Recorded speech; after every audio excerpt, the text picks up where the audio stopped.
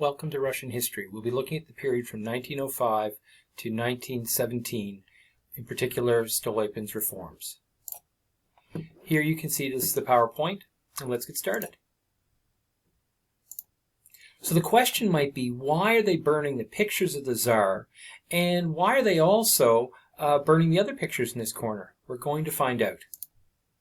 The Tsar stopped the 1905 revolution, brought constitutional democracy with the Duma to Russia, and provided other reforms. But yet he was removed in a revolution in 1914. How could this be so? Well, let's take a look at the Tsar's letter here. And what he's talking about is, he says, let's find an energetic soldier and crush the rebellion by sheer force. Now, he believed this might not work permanently, so instead, he thought maybe give the people their civil rights, freedom of speech, and also give them a state Duma. He did this, and in part, that was announced in the October Manifesto. And here we can see, too, without postponing the scheduled elections to the State Duma, to admit to participation in the Duma, insomuch as far as possible in the short time that remains before it's scheduled to convene, all of those classes of the population that now are completely deprived of voting rights, and to leave further development of a general statute and elections to a future legislative order. Basically, they gave the vote to almost everyone in Russia, and this created a Duma that he didn't like that much. Now, this was him trying to find a constitutional solution when maybe this is what he really wanted to do. And here you can see the picture is labeled E, Invasion, a poster from 1905 showing the crushing of a workers' demonstration in Moscow. Because, as you may remember, it was the workers were the only ones who were not offered something after the 1905 revolution. The fundamental laws, you can see here, in a sense, created the constitution for the Russians. And you can see here where he keeps the autocratic Tsarism in place, and that's the idea of a Tsarist reaction. And the Tsar alone possessed constitutional and legislative power. Only the Tsar could alter or modify the Constitution, and in fact, he was allowed to pass laws and alter the Constitution when the Duma wasn't sitting. So he really did not move towards a constitutional democracy or a monarchy watched over by the legislature as they would have been in England at this time. We can see here the unfulfilled promises with the Duma. In fact, there were several Dumas. You can see the cartoon that we talked about before. The attempt made by the Russian people trying to have a peaceful, painless transition from an old, condemned system to a new order has failed, and that was the feeling by an Octoberist leader. Source D shows a cartoon representing the Duma with its hands manacled, its mouth basically gagged, and while the Tsar in 1908 said, "I've created the Duma not to instruct me, but to advise me," earlier he had kind of presented the idea that the Duma would have a much larger role. And we can take a look at source A, the fundamental laws of 1908. The Tsar possesses the initiative in all legislative matters. No law can come into force without his approval. And he would create laws, he might take advisement from the Duma, and when he didn't like what the Duma did, they dissolved it and changed the voting rights. Now, in another area, there were the unrealized hopes in agriculture and industry. On the left here, you can see a Russian village, and on the right, you can see a picture of Stolypin, who became the Tsar's first minister after Vit was let go.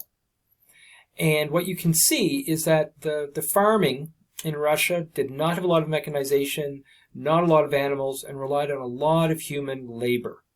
And everyone had to grow the same crops since they had communal fields, and you might in fact have one field running here, run by one person, another field by another family here, and another field here. It was not efficient, it was something left over from the Middle Ages, and it was something Stolypin wanted to change.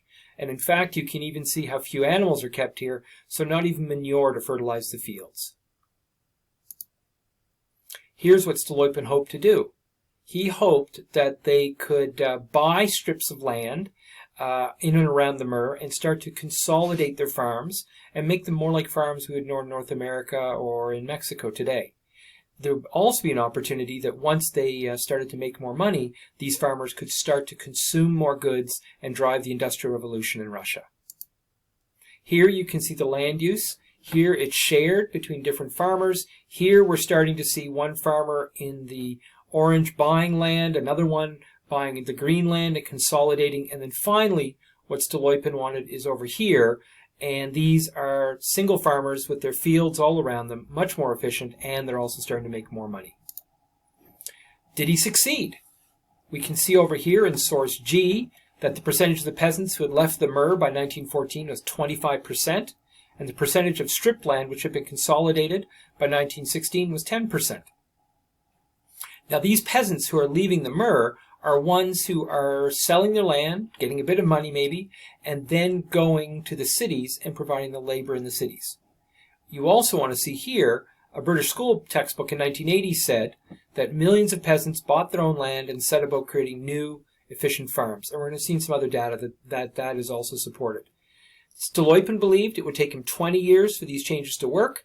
However, he was assassinated in 1911, and later ministers were less committed to new ideas, and the war came in 1914. So 20 years from 1905 would be 1925, so definitely not enough time to have a transition in Russian society. Here, you can see the unrealized hopes in agriculture and industry. They'd made some dramatic improvements in industry, but you need to remember that it was the workers who found the least advance. The factory owners did okay, or the bourgeoisie it's starting to be called. The peasants did all right. And what you need to know is that the Duma and the Tsar had done nothing to help industrial workers. And one way of seeing how they were feeling can be seen here in terms of strikes in Russia from 1910 to 1913, and you can see there's a dramatic increase here in the industrial activity and the strikes, and some of these strikes would also be being led by the Bolsheviks. So, looking at Waller's Russian History 5.3, a quick summary would be that there were 3 Dumas, ineffective and did not satisfy most reformers, so it's starting to leave only the option for revolution left if reformers want to have changes because they no longer trust the Tsar for what he's going to do. When the Tsar and his chief ministers like Witt and Stolypin didn't like the composition of the Duma, they dissolved it and created new voting laws for who could vote to get a Duma that was more positive and more cooperative with them, but also much, much less powerful. Now, looking forward to Stolypin, he wanted that class of prosperous peasants with consolidated land, no more communal land in the sense of stripped farming and such. And these prosperous peasants, he believed, would be hostile to revolution because they were better off and because they had an investment in the current system.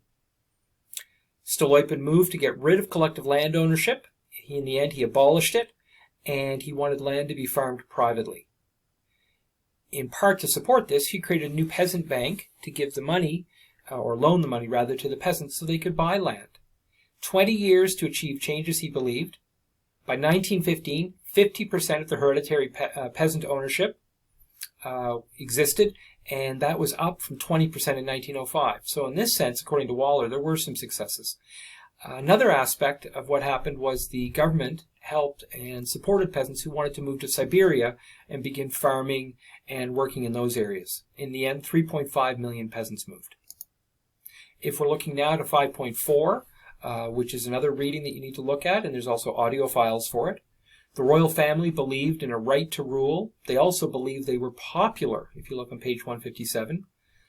The family was at times distracted by the illness of the son, and he had hemophilia. And since he was the heir and females could not inherit the throne, their focus on him, medicine couldn't help him, but a faith healer by the name of Rasputin did, or so they believed, and it allowed him to gain influence in royal circles. You need to remember that Rasputin is a symptom rather than a cause of bad government, and there are bigger issues that lead to the revolution in 1914. Additionally, Waller in 5.4 talks about some serious problems facing Russia. 60% of the country itself was illiterate, and there was widespread urban and rural poverty. And remember that urban poverty, one of the solutions will be a Bolshevik revolution. Now, most historians believe, to quote, the system that Nicholas was trying to preserve could not have survived without at least some change. And others have noted that Nicholas's absolute refusal to consider any compromise, and you can see that in the case of the Duma, to the autocratic system, meant he was doomed, especially when more pressure came upon his government. In the years leading up to 1914, the Bolsheviks, led by people like Lenin and Trotsky, were agitating for change and were becoming a force in urban areas where they organized strikes and published a paper called Pravda. But remember, Lenin is still in exile. So we're looking for those answers from the beginning. Why did the Tsar not survive the 1917 revolution? And in fact, why was there a 1917 revolution? For that, we need to look to 1914 and when the First World War comes to Russia. And remember, in 1914, the First World War will exert pressures upon Russia, pressures which had not been solved. And in 1917, it'll be like 1905 all over again, just much, much more serious. And of course, the Tsar can no longer promise changes because he was revealed not to give any changes. The next screencast and PowerPoint will be about the impact of World War I upon Russia, and we'll look at the causes of the February 1917 revolution. The specific readings are Waller's Russian History 6.1, and the homework you'll be doing, which is the end of the old order.